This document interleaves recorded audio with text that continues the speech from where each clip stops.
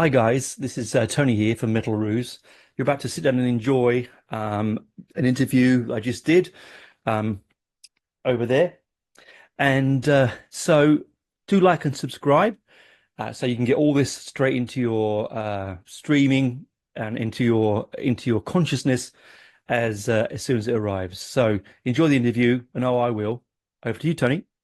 Well, nice to chat, man. It's been a big fan of yours for years, so this is going to be Appreciate an it. interesting discussion. So you're coming over to Australia soon, I believe. Yeah, we're very excited. It's gonna be our first headline tour in Australia. We've been once before in 2023 with Archspire. So yeah, we're dead excited about it. Yeah, it's brilliant because I mean it's a slight change since the 2023 when you saw you last because new singer, a couple of new members in the band, a slightly sort of more a sort of bigger sound Yeah, I coming. mean it's basically a fresh lineup really. Mm, Obviously we lost Jay earlier in the year, and we had to get a new singer, obviously. mm. But at the same time, we thought, well, we don't want to just have a like for like. We thought, now's the time to um, relaunch the band almost in that way and have a full lineup for the first time in quite a while, really. Mm. It's really it was the three of us for a few years. So yeah, it's been good. I mean, obviously we're starting to write new material now, so there's now a fresh injection of different challenges. Mm. Um, Good, kind of involving people in the writing process, but it's welcomed, and I think it's what the band needed, to be honest. I think we needed a bit of a kick up the arse. Yeah, I mean that's always good, isn't it? A bit of fresh artistic input, right? With a couple of new Yeah. guys, like you said, three new guys. It's always good to have that. I mean, the last album that's you came out last year, which Mm. is no, is it Tide of Death and Fractured Dreams? Is that the latest one? The last It's a one? Yeah, mouthful. yeah, yeah. It's a much darker and even though you're a dark band, it's a much darker and richer sound on that. Mm. Particularly the latest single, Altar of Flesh, Mhm. has a real kind of brutality that I don't think I've heard since the early albums. Yeah, I mean I think that's kind of where we're at, really. Every album or every kind of era of the band kind of tells its story of that time. It's a chapter of your life, of your age, of what you were listening to at that time, your influences, etc. Um, and I think me and Sean are very heavily always been influenced by a lot of the early stuff that we used to listen to from like the mid 2000s, like Dita Flesh and Discourse, Devourment, etc. Um, and we almost feel like the band lost its way a little bit. On those two albums, we kind of went down a path that we enjoyed going down at the time, but we don't feel like we're there anymore. We Mm. feel like we're our mindset is more in kind of like what we did when we first started the band, which was just create a fucking obnoxiously brutal band. Yeah, Um, and brilliant. and that's kind of where we're at. When we had the new members come into the band, we had the discussion with them as well, and they kind of agreed. They were like, "Yeah, this is how we always imagined how Ingested would sound. It's kind of like this era mixed with this and this." Mm. But everyone's on the same page, and it's refreshing and it's good. So yeah, I mean, like the new track is a bit of a nod to our roots almost. Obviously there's a couple of like fresh things in there as well. A few new ideas and stuff, but you're right. It's the closest thing to our first album in a long time. Yeah, I think so because that first album is a thing of it's so it's just extreme. If this can say a thing of beauty and extreme, it is a thing of beauty, right? Because it really is. It really does smack you around the face with a brick. Like you don't come away from that going, "Oh, I'm going to dance in the field with daisies." You got to lie down and question yourself. Yeah. And it's a real powerful album. But coming back to this one, I mean, when you're touring it, are you going to tour predominantly the new stuff, or are you going to spread it through Well, I mean, across them? well, one of the things is like difficult about when you do support tours like we did with Archspire a Mm, few years ago, is that it's hard to write a set list that kind of caters to every all your fans really. mm. You only got 30 minutes or 40 minutes to get through, nearly 20 years of a Oh, catalogue of music. So when you've got a headliner and you've got an hour, or hour plus, it gives you a little bit more breathing room to kind of go through. the catalog as much as you can. So we're eager to put some older songs into the set, but also there'll be some new stuff. Obviously, like we'll definitely be playing Altar of Flesh, Mm. and some newer material. But we'll definitely have a focus on some songs that we didn't play on the last tour, and some songs that we haven't played for a while. I mean, that must be interesting for you because you're going to go back to your roots of your first albums with a different, fresh band. You've got two new or three new members playing that stuff that you know intimately from all those years. It must be interesting to give the audience and yourself a fresh look on them. Yeah, no, it is absolutely. I mean, we just come back from a tour with Aborted in the US last month. Um, and it did feel like a fresh injection of energy, and it was good. And Josh especially has really like grown into the role like very very quickly, and he's a very aggressive frontman.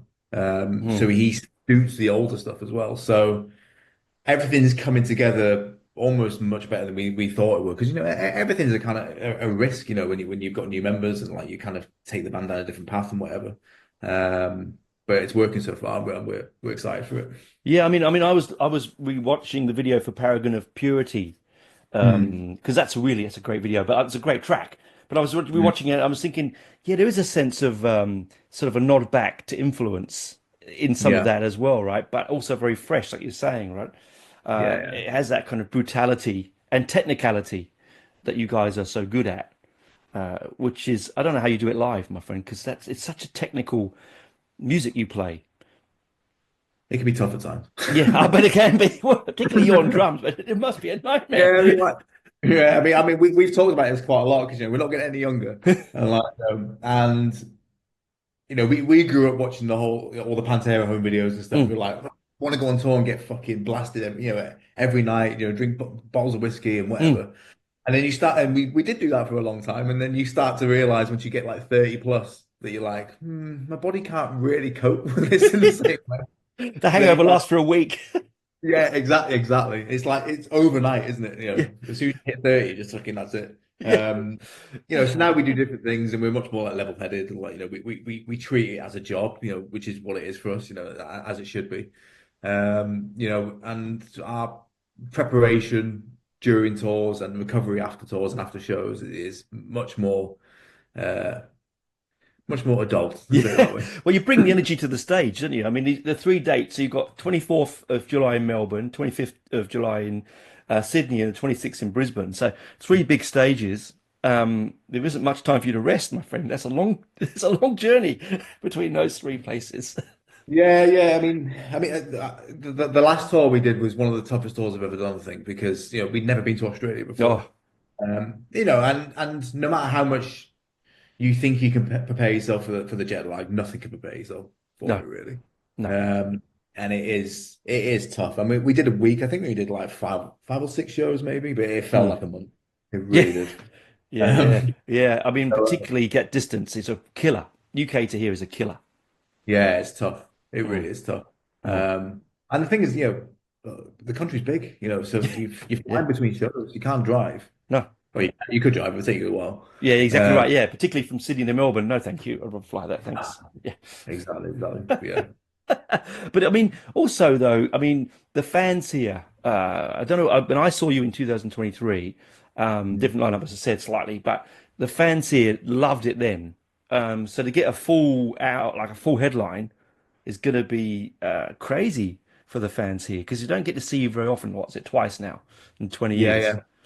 No, I mean, we're looking forward to it. I mean, we've always wanted to do a headline in Australia. I mean, we we we booked the tour through Dave and Daisy at Mm, SWD, mm. and we've been talking. I mean, we've known Dave for a long time now through touring with Psychroptic in the US and whatever. Oh, great band. And we've been talking about it since about 2018 about us, coming over to Australia and doing a headliner. Mm. Uh, we originally had a tour with Nile booked before COVID, Oh, I think and I then remember. I think vaguely yeah, I've yeah. heard about that. Yes. That was going to be our first tour, and then COVID obviously, fucked that up for everyone. Mm. Um, so then we got the Archspire tour, but it's always been in the back of our minds that like we need to go over and do a headliner. We have to. Yeah. So it was just about timing, really. And Dave and Daisy wanted us to do a support tour first to kind of gauge the market, which is totally fair enough. But and now we think the time's right, so And I think we're it looking is. forward. I think it is. This new material is cracking. Thank you. And I think that if you can bring the energy that you brought last time, and you were really full up and you were wild last time. So it'll be interesting to see it with again, like I said before, a slightly different lineup, different Yeah. front man, different take on things.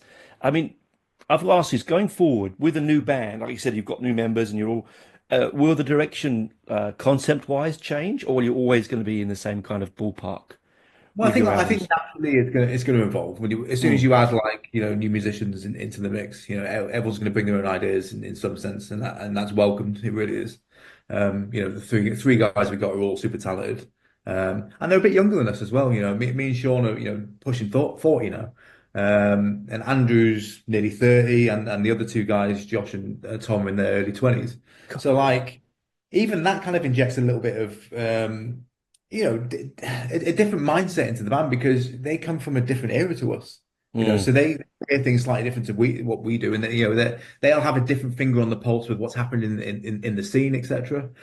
Um, so yeah, no, naturally it will. But the thing is that our core sound will always remain there because me and Sean have been there since the beginning. Yeah, your You know, DNA. Yeah. yeah, exactly. So it's never gonna deviate that much. It's never going to do like a full left field turn completely. It's always going to have our roots there. But when you start adding like new people and new ingredients and whatever, then hopefully you can come up with something engaging for fans and something new and exciting. Yeah, because I hope so. Because your early albums, I mean, all your albums, they've always got a touch on the pulse of humanity. There's a sense of the understanding of the zeitgeist. Mm. You don't write fantasy stuff. This is real life stuff. And I can imagine that with the younger, so like you say, younger people, they will have their own take on that direction of the world. I suppose it will Yeah. add in towards the sound and the concepts. Well, I think that's it. I mean, obviously in the early days, we used to write just obnoxiously brutal lyrics. Mm, It was pretty extreme and just. I mean, that's probably the closest to fantasy that we did because it was just horror themed, really. yes, It's the early how ones. offensive, how disgusting can we make this sound? Yeah. But as you get older and you get real life experiences, you kind of want to, your music is an outlet, Mm, for what's going on in your life, and it's almost impossible unless you are a band that like is a theme orientated band, mm. and that's kind of like your stick. Then you are going to write, about your life and your experiences and stuff, and in the past few years, I mean, especially like the Ashes Lie Still album, it was a very personal album as well. So it was very dark and melancholic That's what I album. was thinking. I think I was thinking of that, but Yeah, because we all went through ostensibly. a lot during that time. Obviously, it was around COVID, so the whole world was going through a similar Mm, thing. But, Sean had lost his dad. I went through like an alcohol issue myself, so I was mm. giving up drinking during that time. Um, so we were all writing about the shit we were going through, really. But I feel like that kind of run its course to a point as well, and now we're all in a better place. So I think now it'll be a bit more back to pure aggression. Oh, good. Oh, good. No, I did. I like all of it though. It's every taste of your band is always fantastic. I mean, Surreptition 1 and 2, brilliant albums. But Ashes Lies Still. I think that's probably because I listened to it during that COVID-y, post-COVID-y time, and I think that's probably why I feel like that way. It felt like it was very melancholic and Yeah. very on point Yeah. for Well, a lot of like I people. said to you before, Mm, each kind of album tells a story or a chapter of that era, mm, of the band, of you personally as musicians, of what's going on in the world, whatever it might be, trends in the scene, mm. and that's the great thing about writing an album is that it's a story of that time. Yeah, and I love it because that's as a listener, as we fans, that's why we dive into music like yours. Is that you want to be a snapshot, see a snapshot of your life in that music. It comes across, right? Yeah. Otherwise, we'd be listening to ABBA. I mean, not no wrong ABBA go with ABBA, but you know what I mean. You know what I Yeah. mean, Yeah. right? We want. That's the reason extreme music is such an addiction to a lot of us. Is that Yeah. it's that constant look at the side of life that you don't get in your normal day-to-day life. We go to Exactly. work smiling at people. We don't have that side to Yeah. let go of that aggression. Exactly. It's an escape like anything, Mm, and it's the same as like watching films or Mm, watching a TV series or drinking or doing drugs or mm. whatever it might be. Everyone has like an escape in some sense, and really, music is one of the most positive ways of doing it. I think, Oh yes, uh, yeah. because it doesn't hurt anyone. No, People like try to say it does, but it doesn't. no, no. Only hurts people when you get into the mosh and don't know what you're doing. That's the only when it Unless hurts. unless you get kicked in the hardcore show, Then it does, then it hurts. But outside yeah, of that, definitely although hurt. Yeah. I do get the occasional, I'm too old now, get me bad bangovers, like in my Yeah, neck. I don't even do it anymore. I'm just I don't. when I play drums, like, "Oh, you look like really miserable." I'm just like, well, in my head, it's like my CPU is at max for a Yes. start. Also, fuck, I've got no hair, so if you want me to headbang on stage, I look like a fucking cue ball. I've got to put a lot of fucking effort in. So, nah, You're blind. You're blinding me. yeah, yeah, exactly. I'll just play the tunes and try and get it right. No, no, no. As a frustrated drummer myself, I appreciate your kind of technicality you have to do behind that kit. Because you don't play with a gigantic kit. You keep it very tight, but have a really, really aggressive, heavy sound. So, that's quite impressive. You're not coming with Yeah, 32 drums. yeah. I mean, when I was younger, we used to do stuff like that. We just Mm, go, oh, Lombardo, or whatever. mm. And like when you start playing more shows, you're like, this is a fucking pain in the ass. Yeah, And yeah, you yeah. just start stripping it down. But basically, my kit now is just a standard 5-piece kit with an extra kick drum, and that's That's really it. and it all comes through the talent, mate. It's not. It's all about the talent, not the kit in front. You know, it wasn't Jimi Hendrix's guitar; it was Jimi Hendrix, right? It's the person with the sticks, yeah. Yeah, Like yourself. So I agree. We all like a big show with lots of big splashy. It's great to watch, yeah. but I wouldn't want to be behind the kit doing it. We can't afford a drum tech, so fuck that. Yeah, I was always the drum roadie in bands, so I was always first one in, last one out. You know, Yeah, yeah. it's like I'll do that. No worries. Everyone's got to the bar drinking. I'm still unscrewing the bloody things. Yeah, it doesn't change. Don't worry. Oh well, I'm glad I don't do that anymore. Well, thanks for chatting with us. I'm really looking forward to seeing you again over when you come here. We said July. It's July 24th to 26th. Yeah, A quick but very furious tour. I'm sure you've got lots of other tours planned in and around yeah. We're pretty busy. the world afterwards and before. But looking forward to seeing the new lineup and hearing the new stuff. So, and all the old stuff replayed would be fantastic. Amazing, man. Thank you. Yeah, no, it was a pleasure, man. Keep good luck with the jet lag, and We'll try. yeah, well, yeah, no worries. Lots and lots of water, you'll be all right. Yeah, yeah. We'll try. It's exactly right. All right, man. Take it easy. Nice one, mate. Thank you very much. No, pleasure, man.